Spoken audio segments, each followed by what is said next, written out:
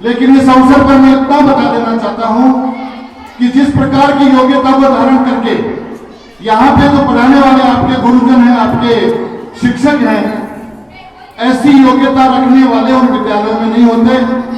मैं बड़े खुले मन से कहता हूं कि अभिभावकों को अपने बच्चों को ऐसे योग्यतावान अध्यापकों की शिक्षा का यदि आप अवसर प्रदान करेंगे तो इन विद्यालयों की सार्थकता भी सिद्ध होगी और हमारे विद्यालयों को एक क्वालिटी एजुकेशन मिलेगी, उच्च गुणवत्ता शिक्षा मिलेगी।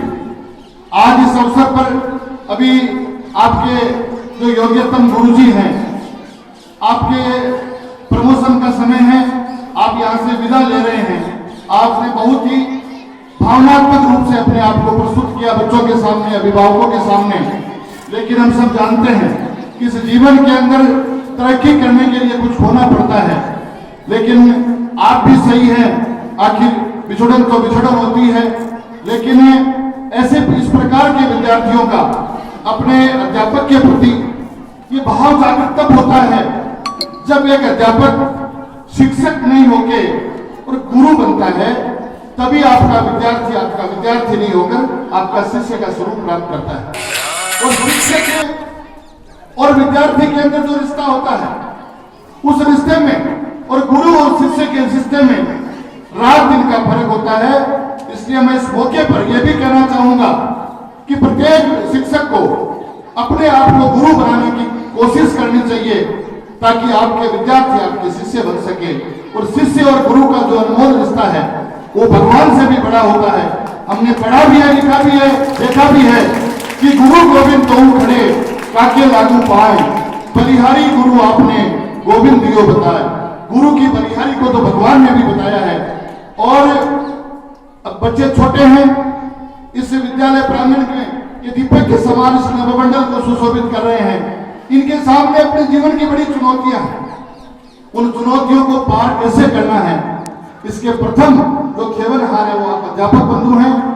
आपका इन विद्यार्थियों के जीवन के प्रति, इस समाज और राष्ट्र के प्रति जो कर्तव्य बनता है वो बहुत ही महत्वपूर्ण है, क्योंकि आप उस नर्सरी के उन पौधों को तैयार कर रहे हो। एक पढ़े लिखे व्यक्ति को पढ़ाना, 8वीं पास करने के बाद तो 9वीं से 12वीं क्लास के अंदर जो विद्यार्थी जाते हैं उनके अंदर अनुशासन की भावना जागृत हो जाती है, उनके अंदर चरित्र का निर्माण हो चुका होता है, वो बच्चा संस्कारवान भी होता है। लेकिन एक ऐसा पौधा जिसको अभी पुष्पित पल्लवित होना है, ऐसे बच्चों का निर्माण करना जिस विद्यालय के अंदर जिन अध्यापकों की जिम्मेदारी के अंदर आता है, ये बहुत ही महत्वपूर्ण जिम्मेदारी होती है। मैं समझता हूं कि जेकरिया गांव के अंदर ये पूरा विद्यालय परिवार, यहाँ के शिक्षक वृंद, तो यहाँ के प्रिंसिपल साहब और यहाँ के अध्यापक वृंद, अभिभावक वृंद सब मिलकर एक उच्च कोटि की शिक्षा प्रदान कर बहुत ही उत्कृष्ट लेवल के विद्यार्थी यहाँ से तैयार कर रहे हैं। अभी मैं इस अवसर पर तो सांस्कृतिक कार्यक्रम देख रहा था, छोटे छोटे बच्चों के माध्यम से जो प्रस्तुतियां यहाँ दी जा रही है, उनको तैयार करने के लिए जिन अध्यापकों ने, जिन कोरियोग्राफर्स ने इनको तैयार किया, मैं उनको भी बहुत बहुत धन्यवाद देता हूँ। और शिक्षा प्राप्त करना एक आवश्यकता है, उस आवश्यकता को तो हम पूरा कर सकते हैं, लेकिन शिक्षा के साथ साथ यदि बच्चे का पूर्ण रूप से चहुमुखी बहुमुखी विकास यदि नहीं होगा तो शिक्षा अकेली कुछ नहीं कर सकती। आपके अंदर उच्च कोटि के चरित्र का निर्माण, आपके अंदर उच्च कोटि के संस्कारों का निर्माण, आपके अंदर राष्ट्र और समाज की सेवा का भाव, आपके अंदर गरीब गाय गणेश और गीता के प्रति सम्मान का भाव यदि जागृत नहीं होगा तो आपकी शिक्षा व्यर्थ है। पढ़ा लिखा आदमी, बुजुर्गों ने कहा है, पढ़ा लिखा आदमी बुद्धिमान हो यह आवश्यक नहीं है। बुद्धि और शिक्षा दोनों अलग अलग चीज है। हम सब जानते हैं, हमारे बड़े बुजुर्ग अंगूठा छाप हुआ करते थे, लेकिन कितने बुद्धिमान थे। वो इतने बुद्धिमान थे कि पीपल के वृक्ष को काटना नहीं वो जानते थे। किसी विद्यालय में शिक्षा प्राप्त नहीं की थी। गाय हमारी माता है, वट वृक्ष में शिव का निवास होता है।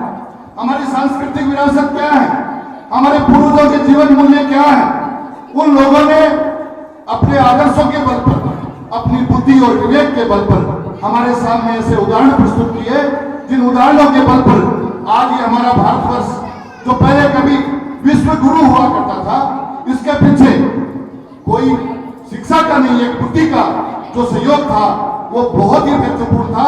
इसलिए मैं आपसे निवेदन करूंगा इस अवसर पर कि विद्यालय के अंदर शिक्षा के साथ साथ बच्चों के सर्वांगीण विकास की ओर भी ध्यान देना चाहिए।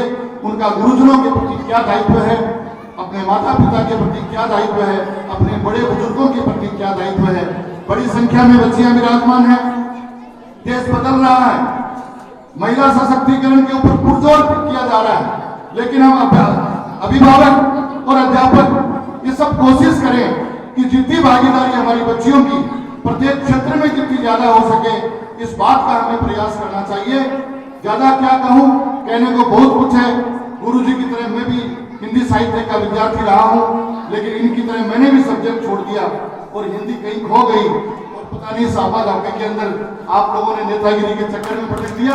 वरना मैं भी एक अच्छा हिंदी का कोई अध्यापक बनता तो आप जैसे बच्चों को तैयार करने का मुझे सौभाग्य मिलता और इस भारतवर्ष के अंदर न जाने कितने ही ऐसे योग्यतम विद्यार्थी तैयार करके अपने आप को सौभाग्यशाली करके अपने आप को कृतार्थ करता। लेकिन ये मेरे सौभाग्य में नहीं था। आप अध्यापक बंधु जिनको एक गुरु बनने का अवसर मिला है, मैं आशा करता हूं कि आप सब अपने कर्तव्य का निर्वाह कर इस समाज और राष्ट्र की सेवा में अपना सर्वोत्तम योगदान देंगे। ऐसी ही आशा के साथ में आप लोगों ने मुझे बुलाया, मेरा मान सम्मान किया, इसके लिए मैं आपका कोटि कोटि आभार और अभिनंदन करता हूं। जय हिंद, जय भारत।